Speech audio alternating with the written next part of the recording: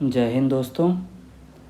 अभी हाल में प्रधानमंत्री का फ्रांस दौरा हुआ और इससे रिलेटेड कई न्यूज़ और आर्टिकल्स आपने देखे होंगे हाल में। भारत और फ्रांस के डिप्लोमेटिक टाइज 1947 में आज़ादी के तुरंत बाद ही हो गए थे।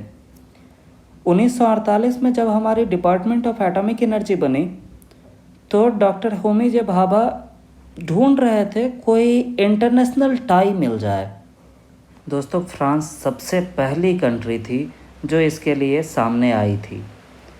इससे रिलेटेड एक डेडिकेटेड वीडियो मैं कभी और ले आऊँगा। भारत और फ्रांस के डिप्लोमेटिक टाइज़ में एक जो सबसे महत्वपूर्ण बात है वो ये है कि हमारे पास कोई हिस्टोरिकल बैगेज नहीं है। इसका मतलब ये हुआ कि हम दोनों में से किसी ने भी एक दूसरे के खिलाफ कभी कोई ऐसी आपत्तिजनक टिप्पणी नहीं की है जो भविष्य में हमारे रिश्तों को प्रभावित करे।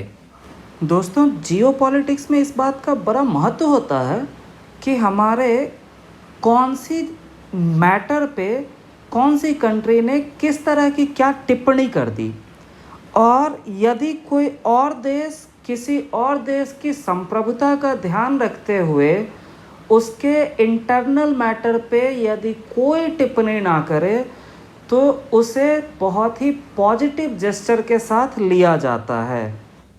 दोस्तों, 1998 से फ्रांस हमारा स्ट्रैटेजिक पार्टनर है। कोई देश हमारा स्ट्रैटेजिक पार्टनर हो, इसका क्या अर्थ है?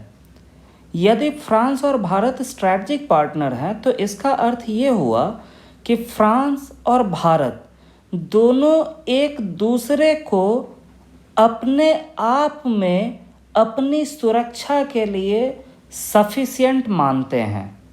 हम दोनों में से किसी को भी एक दूसरे को सुरक्षा प्रदान करने की ज़रूरत नहीं है। देखो, ये कोई सिक्योरिटी अलायंस नहीं है, लेकिन इसके अलावा जो बाकी कोऑपरेशन है जैसे साइंस, टेक्नोलॉजी या फिर डिफेंस के फील्ड में, वहाँ दोनों एक दूसरे की मदद कर सकते हैं, वहाँ एक दूसरे को कोऑपरेट कर सकते हैं।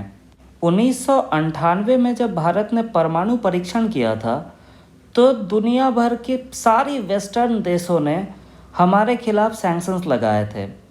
फ्रांस इन सब से अलग खड़े था। फ्रांस ने हमारे साथ अपने टाइज बिल्कुल वैसे ही रखे जैसे परमाणु परीक्षण से पहले थे। दोस्तों, यूएन के सिक्योरिटी काउंसिल में भारत की परमानेंट मेंबरशिप के लिए फ्रांस एक लंबे समय से हमारा पक्षधर रहा है। दोस्तों, मेरे मन में कई सवाल इस विजिट के टाइमिंग को लेके थे कि यूएस के स्टेट डिनर के इमीडिएट बाद क्यों। तो आओ देखते हैं कि फ्रांस और यूएस के रिलेशंस कैसे हैं। सीधे शब्दों में कहूँ तो अच्छे बिल्कुल नहीं हैं। यूएस पूरी दुनिया में डोमिनेट करना चाहता है। यूएस चाहता है एक यूनिपोलर वर्ल्ड जिसका वो अकेला बेताज बादशाह रहे। फ्रांस को यूएस की ये चीज़ नहीं पसंद। फ्रांस यूएस की तानाशाही नहीं चाहता दुनिया में। फ्रांस पसंद करता है मल्टीपोलर वर्ल्ड, जहाँ यूएस भी एक ताकत हो, फ्रांस खुद भी एक ताकत हो, इंडिया भी एक ताकत हो, चाइना भी एक ताकत हो। फ्रांस चाहता है इस तरह की दुनिया जहाँ पे ताकत किसी एक कंट्री के पास केंद्रित ना हो जाए। 2021 में यूएस ने यूके और ऑस्ट्रेलिया के साथ मिलके एक अलायंस फॉर्म किया है जिसका नाम रखा है ऑकस। इंडिया और फ्रांस दोनों इससे बाहर हैं। ऑकस का एजेंडा है इंडो पैसिफिक और इंडियन ओशन में चाइना के प्रभाव को काउंटर करने के लिए एक अलायंस बनाना। अभी तत्काल ये अलायंस एक न्यूक्लियर सबमरीन बनाने पे काम कर रही है जिससे चाइना को काउंटर किया जाएगा इस रीजन में। इंडिया और फ्रांस दोनों को ऑकस से खुद को बाहर रखा जाना जाहिर सी बात है कि पसंद नहीं आया। तो चलिए अब देखते हैं कि इस मीटिंग का आखिरकार हासिल क्या रहा। सबसे पहली बात, राफेल एम की डील साइन हुई है। इसके इतर हमारे पास एक ऑफ़र था यूएस की कंपनी बोइंग का FA-18। हमने उसकी जगह पे फ्रांस के राफेल को चूज़ किया है अपने नेवी की नीड्स के लिए। इसके बदले में फ्रांस ने यूपीआई और रुपे कार्ड के पेमेंट को मंजूरी दी है। बहुत जल्द फ्रांस में यूपीआई पेमेंट संभव हो पाएगी। दोस्तों, ये ऐसा नहीं है कि इंडियन डायस्पोरा की ईज के लिए किया जा रहा है, नहीं। फ्रांस में तो बहुत छोटी सी इंडियन डायस्पोरा रहती है। ये एक तरह से फ्रांस के द्वारा बुली की गई है यूएस को।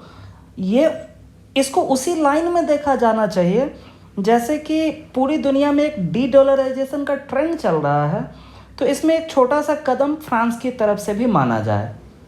इसका हमें फ़ायदा ये होगा कि फ्रांस को देखा देखी हो सकता है कि यूरोपियन यूनियन की बाकी जो देश हैं वहाँ पे भी यूपीआई पेमेंट बहुत जल्दी स्टार्ट हो जाए।